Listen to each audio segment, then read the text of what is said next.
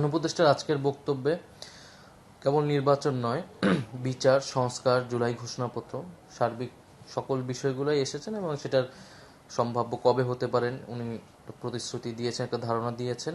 আমরা সামগ্রিকভাবে এটাকে ইতিবাচক হিসেবে দেখছি এবং সাধুবাদ জানাচ্ছি। জুলাই ঘোষণাপত্র যদি প্রতিশ্রুতির সময়ের মধ্যে হয়, জুলাই সনদ জুলাই মাসের মধ্যে হওয়ার কথা বলা হয়েছে, যদি সেই প্রতিশ্রুতিগুলো রক্ষা করা হয় তাহলে নির্বাচনের যে সময় বলা হয়েছে সেটা নিয়ে আমাদের আপত্তি নেই। কারণ আমরা আগের থেকেই বলছিলাম যদি বিচার এবং সংস্কারের আমাদের নিশ্চয়তা তৈরি হয়, রোডম্যাপ তৈরি হয়, তাহলে ডিসেম্বর থেকে জুন যেই সময়ের মধ্যে সরকার মনে করবে সুষ্ঠু নির্বাচন সরকার কন্ডাক্ট করতে পারবে, তারা সেটা ঘোষণা করতে পারেন, সেটা নিয়ে আমাদের আপত্তি নাই। আমাদের এখনকার অবস্থান আসলে সেটি।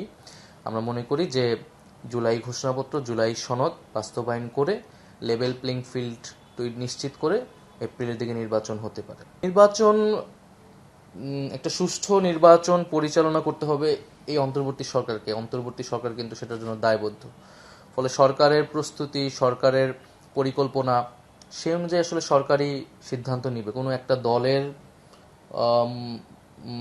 চাওয়া অনুযায়ী তো আসলে নির্বাচনের তারিখটা নিশ্চিত হবে না। আর আমরা তো আসলে বলেছিলাম, আমরা চেয়েছিলাম জুলাই সনদটা আগে হয়ে এরপরে নির্বাচনের তারিখটি আসুক। এটা কিন্তু আমাদের গত মিটিংয়েও আমাদের বক্তব্য ছিল। তারপরেও সেই দলগুলোর যারা নির্বাচনের একটা তারিখ দ্রুত চাচ্ছিল, তাদের একটা আশঙ্কা দূর করার জন্য কিন্তু আসলে নির্বাচনের তারিখটি বলা হয়েছে। এটি ইতিবাচক। তবে আমরা মনে করি যে যেটা জুলাইয়ের মাসের মধ্যে জুলাই সনদ এবং এই মাসের মধ্যে জুলাই ঘোষণাপত্র হওয়ার কথা, সেটি এখন সরকারকে নিশ্চিত করা উচিত। কারণ সেটি নিশ্চিত হলে তাহলেই আমরা নির্বাচনের দিকে আসলে এগোতে পারবো। প্রধান উপদেষ্টা আজকে বক্তব্যে বলেছেন যে রোজার আগে ওনার আত্মবিশ্বাসী যে এই পরিস্থিতি উন্নয়ন ঘটাতে পারবেন।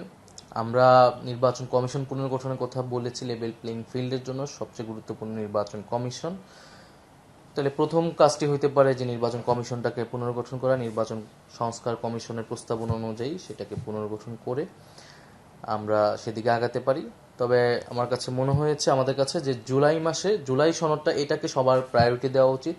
ঐক্যমত্যের ভিত্তিতে আমরা জুলাই সনদটা যদি রচনা করতে পারি তাহলে আসলে আমরা নির্বাচনের দিকে আমরা এগোতে পারবো। আর জুনের মধ্যে জুলাই ঘোষণাপত্র, এটা তো আর কয়েকটা কার্যদিবস বাকি আছে।